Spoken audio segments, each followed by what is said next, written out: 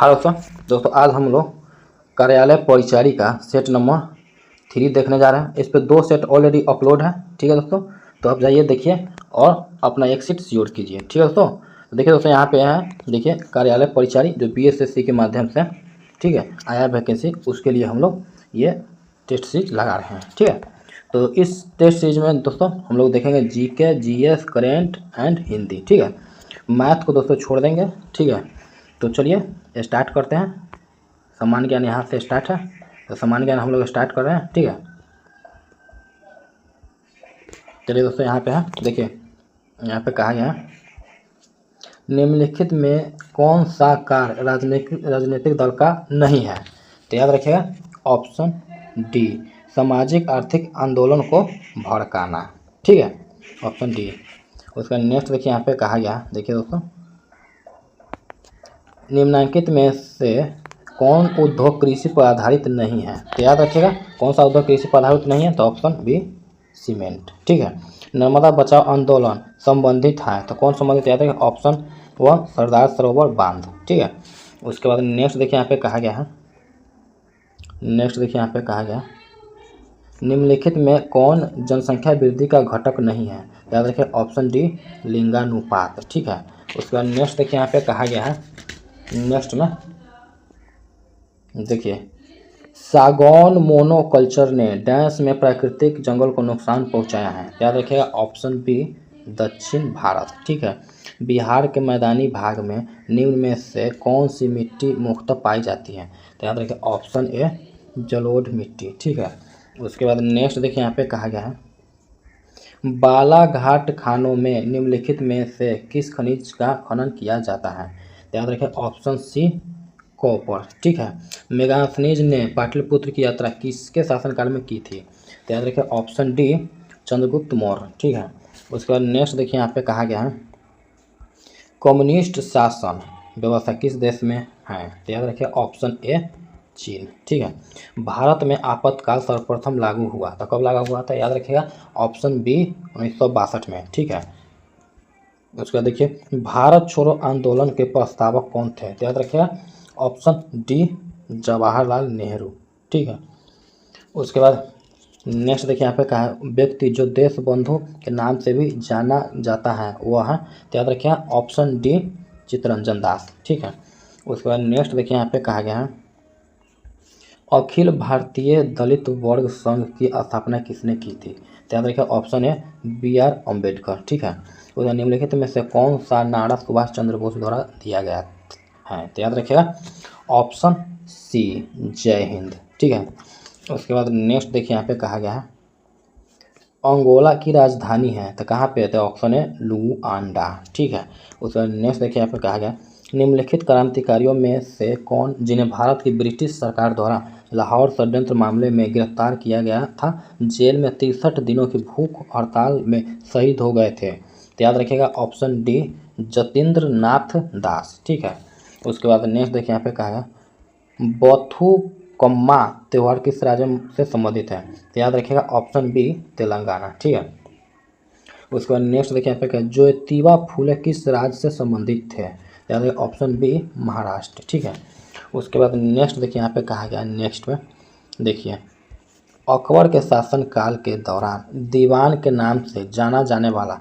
अधिकारी मुगल साम्राज्य के निम्नलिखित में से किस विभाग से संबंधित था। तो याद रखिए ऑप्शन बी वित्त। ठीक है, उसके बाद नेक्स्ट देखिए यहाँ पे कहा गया भारतीय संविधान में सार्वभौमिक वयस्क मताधिकार डैश की आयु से भारतीय नागरिकों पर लागू होता है। तो याद रखिए ऑप्शन सी 18 वर्ष। ठीक है, उसके बाद नेक्स्ट देखिए यहाँ पे कहा गया steel authority of India limited dash उद्योग का एक उदाहरण है। याद रखिए ऑप्शन डी सार्वजनिक उद्योग। ठीक है, उसके बाद नेक्स्ट देखिए यहाँ पे कहा गया नेक्स्ट देखिए यहाँ पे कहा गया संयुक्त राष्ट्र द्वारा सतत विकास लक्ष्यों SDG की संख्या है। याद रखिए ऑप्शन बी 17। ठीक है, उसके बाद नेक्स्ट देखिए यहाँ पे कहा गया है एशिया अंडर-20 रग्बी सेवेंस चैंपियनशिप 2025 में महिला वर्ग में चीन ने किस देश को हराकर यह खिताब जीता है। याद रखिए ऑप्शन है हांगकांग। ठीक है, उसके बाद नेक्स्ट देखिए यहाँ पे कहा गया है नेक्स्ट में WHO ने किस देश को मानव अफ्रीकी ट्रिपैनोसोमियासिस स्लीपिंग सिकनेस से मुक्त घोषित किया है? तो याद रखिए ऑप्शन ए केन्या। ठीक है, उसके बाद नेक्स्ट देखिए यहाँ पे कहा गया है हाल ही में भारत के सर्वोच्च न्यायालय ने किस हिल स्टेशन में हाथ रिक्शा पर रोक लगा दी है? तो याद रखिए ऑप्शन ए माथेरान महाराष्ट्र। ठीक है, उसके बाद नेक्स्ट देखिए यहाँ पे कहा गया है 8 अगस्त 2025 को गृह मंत्री अमित शाह व बिहार के मुख्यमंत्री नीतीश कुमार द्वारा सीतामढ़ी में किस स्थान पर जानकी मंदिर का शिलान्यास किया गया? तो याद रखिए ऑप्शन है पुनौरा धाम। ठीक है, उसके बाद नेक्स्ट देखिए यहाँ पे कहा गया है मालदोवा अंतर्राष्ट्रीय सौर गठबंधन IAS डैश का सदस्य बन गया है? तो याद रखिएगा सदस्य बन गया है। तो याद रखिए ऑप्शन सी 107वां। ठीक है, उसके बाद नेक्स्ट देखिए यहाँ पे कहा गया बधावन बंदरगाह फ्रेट कॉरिडोर को किस राज्य में मंजूरी प्रदान की गई है? याद ऑप्शन सी महाराष्ट्र। ठीक है, उसके बाद नेक्स्ट देखिए यहाँ पे कहा गया 7 से 9 अगस्त 2025 तक डॉक्टर MS स्वामीनाथन शताब्दी अंतर्राष्ट्रीय सम्मेलन कहाँ आयोजित किया जा रहा है?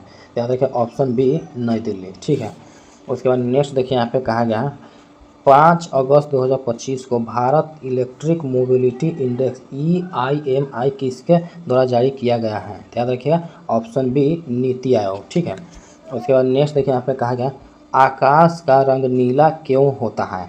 याद रखिएगा ऑप्शन सी नीला रंग के अधिक बिखराव के कारण। ठीक है, उसके बाद नेक्स्ट देखिए यहाँ पे कहा गया उसके बाद नेक्स्ट देखिए यहाँ पे कहा गया है नेक्स्ट में दूरदृष्टि दोष हाइपरमेट्रोपिया को ठीक करने के लिए किस प्रकार के लेंस का उपयोग किया जाता है? तो याद रखिएगा ऑप्शन बी उत्तल लेंस कॉनकेव लेंस। ठीक है, उसके बाद नेक्स्ट देखिए यहाँ पे कहा गया है चालकता कंडक्टिविटी का SI मात्रक क्या है? तो याद रखिए ऑप्शन सी प्रति ओम प्रति मीटर। ठीक है, उसके बाद नेक्स्ट देखिए यहाँ पे कहा गया है जब कैल्शियम कार्बोनेट को गर्म किया जाता है तो यह कैल्शियम ऑक्साइड और कार्बन डाइऑक्साइड में टूट जाता है। यह किस प्रकार की अभिक्रिया है? तो याद रखिएगा ऑप्शन सी वियोजन अभिक्रिया। ठीक है, उसके बाद नेक्स्ट देखिए यहाँ पे कहा गया है नेक्स्ट में शुद्ध जल का pH मान कितना होता है? तो याद रखिए ऑप्शन सी 7। उसके बाद नेक्स्ट देखिए यहाँ पे कहा है निम्नलिखित में से कौन सी धातु हथेली पर रखने पर पिघल जाती है? तो याद रखिएगा ऑप्शन सी गैलियम। ठीक है, उसके बाद नेक्स्ट देखिए यहाँ पे कहा गया है मानव शरीर में जल का अवशोषण कहाँ होता है? तो याद रखिए ऑप्शन बी बड़ी आंत में। उसके बाद नेक्स्ट देखिए यहाँ पे कहा गया हाइड्रा में प्रजनन की विधि क्या है? याद रखिए ऑप्शन बी मुकुलन बर्डिंग। ठीक है, उसके बाद ठीक नेक्स्ट देखिए यहाँ पे कहा गया है कि आनुवांशिकता के नियमों का प्रतिपादन किसने किया था? तो याद रखिए ऑप्शन बी ग्रेगर मेंडल। ठीक है, उसके बाद किसी खाद्य श्रृंखला में प्रथम पोषी स्तर फर्स्ट ट्रॉफिक लेवल पर कौन होते हैं? तो याद रखिए ऑप्शन डी उत्पादक। ठीक है, उसके बाद मोनो योग का सही संधि विच्छेद है? तो याद रखिए ऑप्शन बी मौन प्लस योग। ठीक है, उसके बाद नेक्स्ट देखिए यहाँ पे कौन सा बहुब्रीहि समास का उदाहरण है? तो याद रखिए ऑप्शन सी नीलकंठ। ठीक है, उसके बाद नेक्स्ट देखिए यहाँ पे कहा गया है परलोक का विशेषण है। तो परलोक का विशेषण याद रखिए ऑप्शन सी परलौकिक। ठीक है, उसके बाद पत्नी का पर्यायवाची शब्द है तो क्या है? तो ऑप्शन ए भार्या। ठीक है, उसके बाद नेक्स्ट देखिए यहाँ पे कहा गया है स्वकिया का विलोम शब्द है तो क्या है? तो ऑप्शन डी परकिया। 2 दिन का मेहमान मुहावरे का अर्थ क्या है? याद रखिए ऑप्शन बी जल्द मरने वाला। ठीक है, उसके बाद नेक्स्ट देखिए यहाँ पे कहा गया इनमें से कौन सा वाक्य अशुद्ध है? तो याद ऑप्शन ए वो तो कल आएगा। ठीक है, उसके बाद नेक्स्ट देखिए कपूर शब्द है तो कपूर शब्द ऑप्शन भी तत्वभाव। ठीक है, उसके बाद नेक्स्ट देखिए कहा गया किस समास में उत्तर पद अंतिम पद प्रधान होता है? तो याद रखिए ऑप्शन ए तत्पुरुष समास। ठीक है, उसके बाद नेक्स्ट देखिए यहाँ पे कहा है तुम मिठाई नहीं खा सकते। इस वाक्य में क्रिया किसके अनुसार है? याद रखिए ऑप्शन बी कर्ता। उसके बाद नेक्स्ट देखिए यहाँ पे कहा गया सही वर्तनी वाले शब्द का चयन करें। याद रखिए ऑप्शन ए तटस्थ। दिए गए शब्द समूहों का एक शब्द ज्ञात करें। गुरु के समीप रहने वाला विद्यार्थी। तो याद रखिए ऑप्शन बी अंतेवासी। ठीक है, अंतेवासी। उसके बाद नेक्स्ट देखिए यहाँ पे कहा गया है दिए गए शब्द का विलोम चुने। स्थूल, तो स्थूल का विलोम है ऑप्शन डी सूक्ष्म, ठीक है। उसके बाद नेक्स्ट देखिए, इधर कुआं उधर खाई लोकोक्ति तो सही अर्थ है, तो क्या है, तो ऑप्शन ए दोनों ओर संकट, ठीक है। उसके बाद नेक्स्ट देखिए यहाँ पे कहा गया है हाथी का स्त्रीलिंग होगा, हाथी का स्त्रीलिंग होगा ऑप्शन सी हाथिनी। दही वाला मंगमा किस भाषा से अनुदित कहानी है, तो याद रखिए ऑप्शन ए कन्नड़, ठीक है। उसके बाद नेक्स्ट देखिए यहाँ पे ढहते विश्वास कहानी के संपादक कौन है, तो याद रखिए ऑप्शन बी सात कोड़ी होता है, ठीक है। उसका नेक्स्ट देखिए मैक्स मूलर के अनुसार सच्चे भारत के दर्शन कहाँ हो सकते हैं, तो याद रखिए ऑप्शन सी ग्रामीण भारत से, ठीक है। उसके बाद नेक्स्ट देखिए यहाँ पे कहा गया है मछली की कहानी में किस वर्ग का जीवन वर्णित है, तो याद रखिए ऑप्शन सी मध्यम वर्ग का, ठीक है। भीमराव अंबेडकर का जन्म किस परिवार में हुआ था, तो याद रखिएगा ऑप्शन सी दलित परिवार में, ठीक है। उसके बाद नेक्स्ट देखिए यहाँ पे कहा गया है देखिए 20 के दांत कहानी के रचयिता कौन है, तो याद रखिए ऑप्शन सी नलिनी बिलोचन शर्मा, ठीक है। मैक्स मुलर कहाँ के रहने वाले थे, तो याद रखिए ऑप्शन बी जर्मनी, ठीक है। उसके बाद नेक्स्ट देखिए यहाँ पे कहा गया नाखून क्यों बढ़ते हैं, पाठ में बूढ़े ने सबसे बड़ी चीज़ किसे माना है, तो याद रखिए ऑप्शन है प्रेम, ठीक है।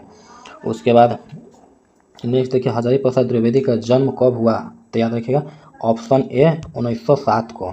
उसके बाद नेक्स्ट देखिए यहाँ पे कहा गया योग वाणी किसकी काव्य कृति है, तो याद रखिए ऑप्शन सी सुमित्रा नंदन पंत, ठीक है।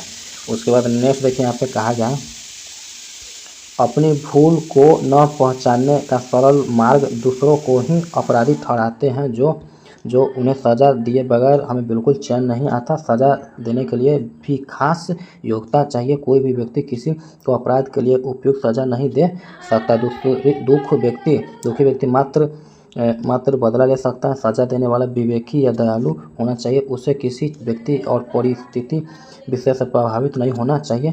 सज़ा देने के लिए उत्सुक व्यक्ति भी सज़ा देने योग्य होता है। जब लोग दुखी होते हैं, ठीक है, जब लोग दुखी होते हैं तब अक्सर सिखाने की बात करते हैं। वह उनकी नफरत है जो अलग रूप में प्रकट होती है, ठीक है। संवेदनशील व्यक्ति को सज़ा नहीं देता क्योंकि संवेदनशील व्यक्ति तो स्वयं ही अपनी भूल को पहचान कर अपना प्रायश्चित कर लेता है। जो प्रायश्चित करते हैं उन्हें दंड दिया जाता है। प्रायश्चित का अर्थ पछतावे के रूप में नहीं लिया जाना चाहिए, ठीक है। तो आइए इसको गद्यांश का आंसर देते हैं। भूल को न पहचानने का सरल मार्ग क्या है, तो याद रखिए ऑप्शन बी दूसरों को अपराधी ठहराना, ठीक है। उसके बाद नेक्स्ट सज़ा देने के लिए कैसी योग्यता होनी चाहिए, तो याद रखिए ऑप्शन ए विवेकी और बहुत दयालुता, ठीक है। उसके बाद नेक्स्ट देखिए यहाँ पे कहा गया है सज़ा देने वाला अगर दुखी हो तो याद रखिए ऑप्शन सी उसकी सज़ा में न्याय नहीं होता है, ठीक है। उसके बाद नेक्स्ट देखिए यहाँ पे कहा गया स्वयं को सज़ा कौन लोग देते हैं, तो याद रखिए ऑप्शन बी संवेदनशील व्यक्ति। उसके बाद नेक्स्ट देखिए यहाँ पे कहा गया उपयुक्त गद्यांश का उपयुक्त शीर्षक लिखिए, तो याद रखिए ऑप्शन सी विवेक और दंड, ठीक है।